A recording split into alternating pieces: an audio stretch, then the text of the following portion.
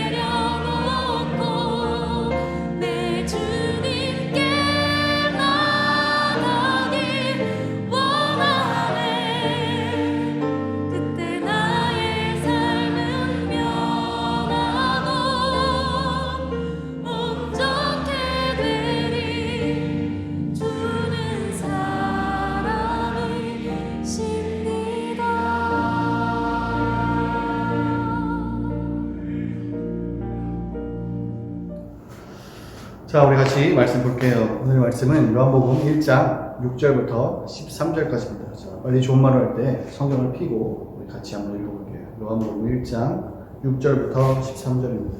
요한복음 1장 6절부터 13절까지 같이 읽겠습니다.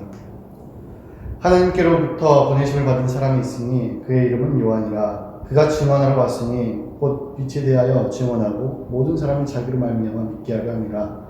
그는 이 빛이 아니요 이 빛에 대하여 증언하러 온 자라.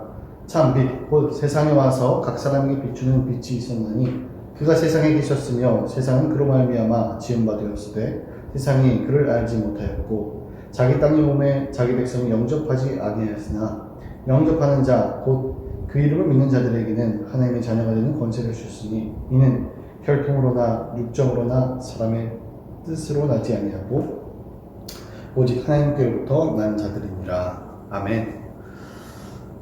오늘 이제 지난주에 이어서 요한복음에 있는 내용들을 계속 볼 건데요.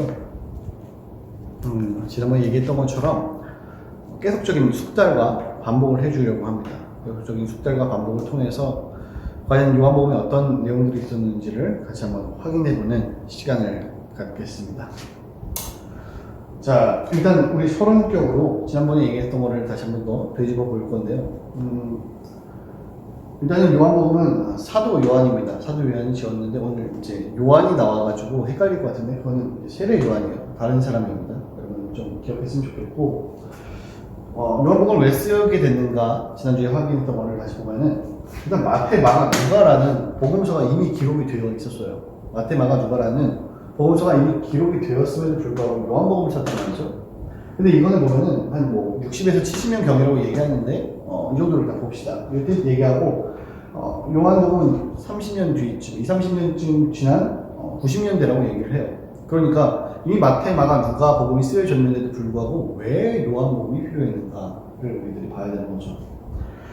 대체로 그때 상황을 보면은 사도들의 죽음이 굉장히 컸습니다. 바울과 베드로가 이때 60년경에 다 죽었었고요. 그 다음에 성전이 무너져요. 예루살렘 성전이 완전히 무너집니다.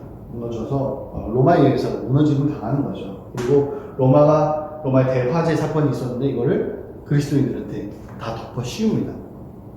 그러니까는 그러지 않아도 별로 안 좋아했었는데 이런 일들까지 다 덮어 씌우니까는 핍박과 박해가 더 엄청 심했겠죠.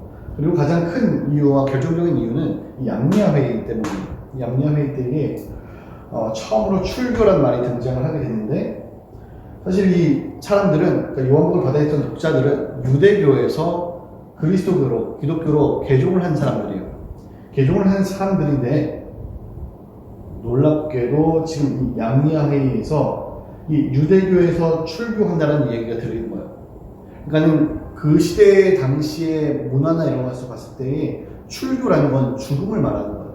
죽음. 더 이상 우리 문화권에서 같이 동조할 수 없다. 이런 거예요. 같이 함께 할 수 없습니다를 말하는 겁니다. 그러니까 얼마나 지금 이 그리스도교를 개종을 했던 그 유대인들이 굉장히 힘들었겠죠. 죽음을 말하는 거고 뭐 지금 따지면은 민증을 뭐 반납하는 거라고 할까요? 전혀 그 시대의 국민이지만 국민이 아닌 거예요.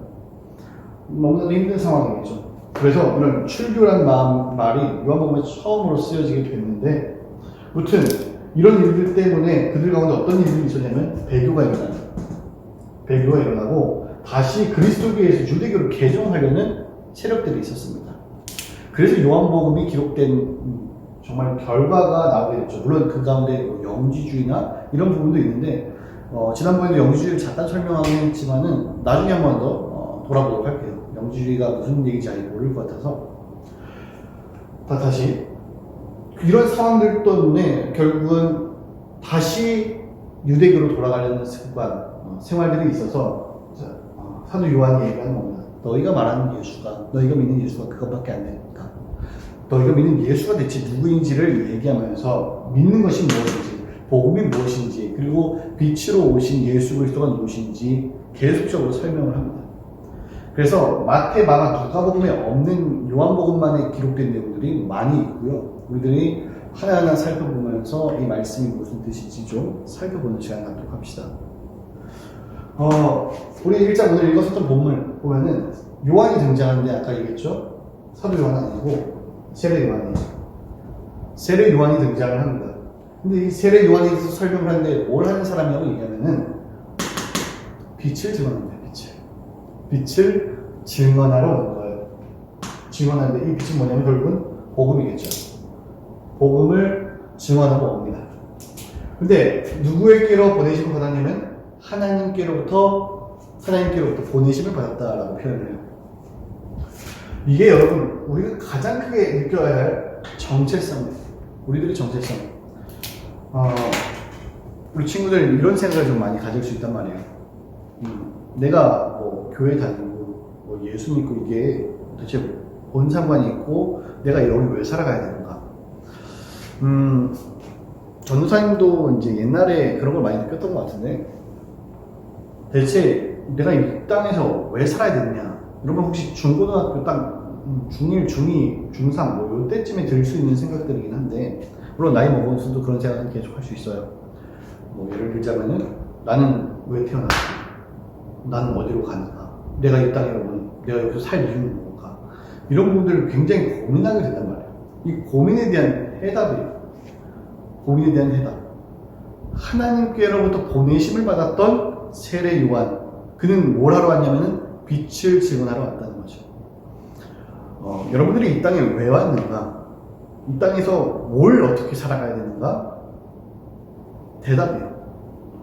우리는 하나님께로부터 보내심을 받아서 이 땅에 빛을 증언하기 위해 온 사람들, 온 그리스도인들, 그런 기독교인이 되는 거죠.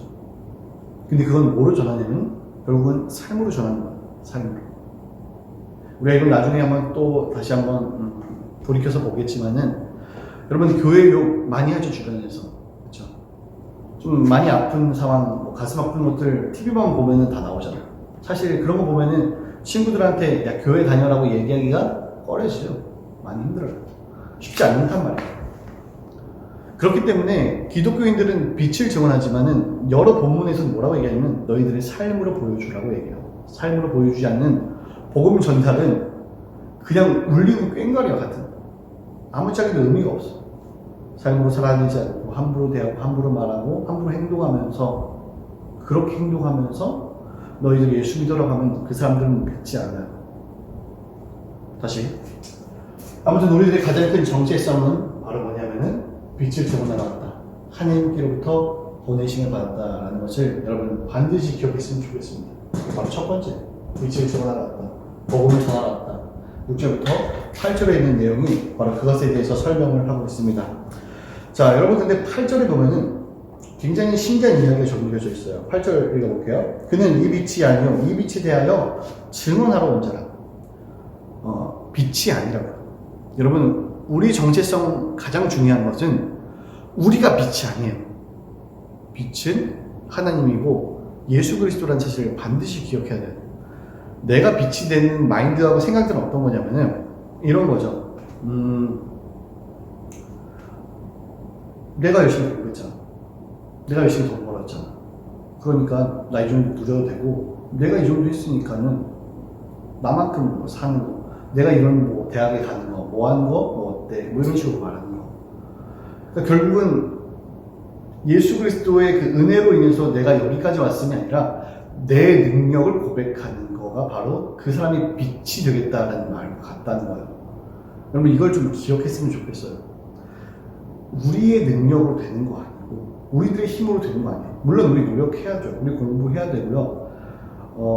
우리들의 가진 재능과 이런 것을 활용해서 살아가는 거 필요합니다. 이게 필요하지 않다라는 얘기가 아니에요. 그런데 나에게 이 생명을 주셨던 분이 누구신지를 고백하고 살아가는 것, 이게 바로 가치관이죠. 여러분 이 사실을 기억했으면 좋겠어요. 그래서 지금 일부러 세례 요한에 대해서 설명하면서 뭐라고 얘기하냐면은 그는 이 빛이 아니다라고 얘기해요. 빛이 아니고 전하러 온 자다. 이게 포인트입니다. 여러분들 빛이 아니에요. 우리가 빛이 아니라 예수 그리스도가 빛이고요. 나를 여기까지 사랑하시고 그 십자가의 은혜로 이끄신 주님, 그분이 빛인 거고 우리는 그 빛을 전하러 온 자입니다. 전하러 온 자. 여러분 기억하세요? 자, 두 번째. 그런데 놀랍게도 받아들인 백성과 받아들이지 않았던 백성에 대해서 설명하고 있어요. 우리 9절부터 11절까지 말씀인데요. 우리 9절부터 11절까지 같이 읽어볼게요. 참 빛, 곧 세상에 와서 각 사람에게 비추는 빛이 있었나니 그가 세상에 계셨으며 세상은 그로 말미암아 지은 바 되었으되 세상이 그를 알지 못하였고 자기 땅에 오매 자기 백성이 영접하지 아니하였으나 이렇게 얘기합니다. 놀랍게도 그 빛은 창세전부터 계셨고 함께 계셨다라고 고백을 해요. 그런데 세상이 그로 말미암아 지은 바가 되었지만 그를 알지 못했고 자기 땅에 왔지만 심지어 그 백성들은 영접하지 않는다고, 그분을 받아들이지 않는다라는 표현을 하고 있습니다. 이게 어떤 얘기로 우리들이 좀 쉽게 오할 수 있냐면은, 우리가 예수님을 전한다고 해서 100% 다 받아들일까요? 당연히 아니에요. 우리가 예수님에 대해서 그렇게 증언하고 얘기한다고 해도 받아들이는 사람과 받아들이지 않는 사람들이 있습니다. 그들이 무지해서일까요? 무시해서일까요? 이것은 둘 다라고 얘기할 수 있겠죠. 무지도 되겠고, 그리고 무시도 하는 겁니다. 분명히 우리는 예수 그리스도를 전하는 거죠. 그리고 삶으로도 증언합니다. 그렇지만은 여러분들이 학교에서든지 어디서든지 예수님에 대해서 얘기하고 교회에 대해서 얘기하고 증언한다고 해도 받아들인 사람들과 받아들이지 않는 사람들이 있다라는 거죠. 이 사실을 또 기억할 필요가 있습니다. 그렇기 때문에 여러분들 지금 교회를 다니고 있지만 교회만 다니고 있는 건지 아니면 내가 예수를 믿는 건지 이걸 잘 봐야 돼요. 받아들였는지. 그냥 교회 안에 있어도 받아들이지 않고 얼마든지 친구들 좋아서 뭐가 좋아서 다닐 수 있거든요. 그러니까 우리들이 믿는다라는 것이 뭔지를 다시 고민해 봐야 됩니다.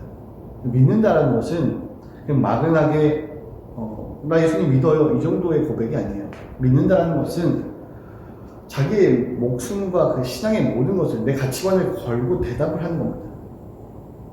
그래서 믿는다라는 것을 표현을 보면은 빌립보서나 이런 데 보면 믿고 시인한다 이런 표현이 있어요. 믿고 시인한다. 근데 이 믿고 시인한다는 것은 어떤 거냐면은 선서하는 겁니다. 로마 법정 앞에서 선서하는 거예요. 법정 앞에서 선서하면서 이렇게 얘기해요. 나는 당신들이 얘기하는 로마 황제가 퀴리오스 주가 아니라 누가 주인입니까? 당신들이 십자가에 못 박았던 자칭 유대인의 왕이요 자칭 하나님의 아들이라고 얘기했었던 그 메시아 그리스도 예수가 내 삶의 퀴리오스 왕입니다. 주님입니다. 라고 고백하는 게 바로 믿고 시인한다라는 고백이에요. 그러니까는 여러분들이 믿는다라는 것은 단순하게 나 교회 다녀요 라는 얘기가 아니라 내 목숨을 걸고 믿습니다라는 고백입니다. 그리고 이 믿음이라는 것은 내 능력치가 9,999를 찍어서 올라가는 게 아니라 그분이 신뢰할 만한 대상이기 때문에 믿는 겁니다. 이것도 좀 더 나중에 자세하게 설명을 해줄게요. 결국은 받아들인 사람과 받아들이지 않은 백성에 대해서 나와 있는 거죠. 자, 세 번째로는 오직 은혜로 특권을 얻었다는 겁니다. 여러분, 우리가 빛을 증언하고 뭐 받아들이고 안 하는 거 다 맞는 얘기지만은 가장 중요한 포인트는 뭐냐면은 바로 이거예요. 오직 은혜입니다. 오직 은혜로만 특권을 누릴 수 있는 거예요.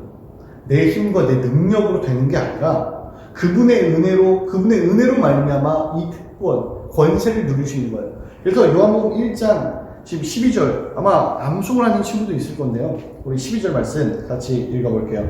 영접하는 자, 곧 그 이름을 믿는 자들에게는 하나님의 자녀가 되는 권세를 줬으니, 이 권세란 말은 조금 더 원어에 가깝게 얘기하면 특권이에요. 그러니까는 영접하는 자, 그 예수 그리스도를 영접해서 마음에 받아들인 자, 그 이름을 믿는 자들에게는 하나님의 자녀가 되는 특권을 주신 거예요. 특권. 우리가 특권 조금만 가져도 그것을 막 얘기하고 싶어서 안간힘을 쓰는데, 하나님의 자녀가 되는 이 특권을 누린다는 것은 세상에 어떤 것과도 바꿀 수 없다는 것을 우리들에게 보여주는 겁니다. 우리들이 바로 이런 은혜로 말미암아 특권을 누린 자들이다. 이 특권을 받았기 때문에, 오직 은혜로 받았기 때문에 내가 뭐 믿어서 내 능력치가 올라가서가 아니라 그분의 전적인 그 십자가의 사랑과 능력과 은혜로 말미암아 그분을 받아들여서 그 받아들임으로 말미암아 이 특권을 누렸기 때문에, 오직 은혜로 이 특권을 누렸기 때문에 빛을 증언해야 되는 거고요. 당연히. 그리고 받아들이는 백성이 되어야 된다는 겁니다. 여러분, 우리들의 삶에 어떤 것들이 올지 모르고 지금 이제 2021년이 되어서 많이 어려운 상황들, 그리고 또 새 학기, 그리고 새 친구들 뭐 만나게 되고 많은 답답한 그런 상황들이 있을 때에 여러분들이 대체 누구인지 정체성을 잊지 마세요. 여러분은 누구냐면 예수 그리스도의 핏값으로 산 하나님의 자녀가 된 그 특권을 누린 하나님의 백성이라는 사실입니다. 그렇기 때문에 이 자녀가 된 자들은 가만히 있는 것이 아니라 어떤 삶을 살아야 되냐면은 빛을 증언하는 삶, 말씀 나타내는 삶. 이게 바로 우리들의 정체성. 그리고 오직 은혜로 말미암아 이 특권을 누린 자들은 빛을 증언하는, 오직 예수 그리스도의 그 빛을 전하는, 내 능력과 내 능력치로 된 것이 아니라 그 은혜로 받았기 때문에 우리의 정체성은 내가 이 땅에 왜 왔는가? 그 주님을 증거하기 위해서, 그 주님을 우리의 삶의 왕으로 오신 그분을 나타내기 위해서다. 여러분, 이 사실을 여러분 기억했으면 좋겠습니다. 그래서 때로는 우리들의 삶 속에서 좀 막막한 그런 순간들이 올 때가 있어요. 아, 내가 여기 왜 살아야 되는 거야?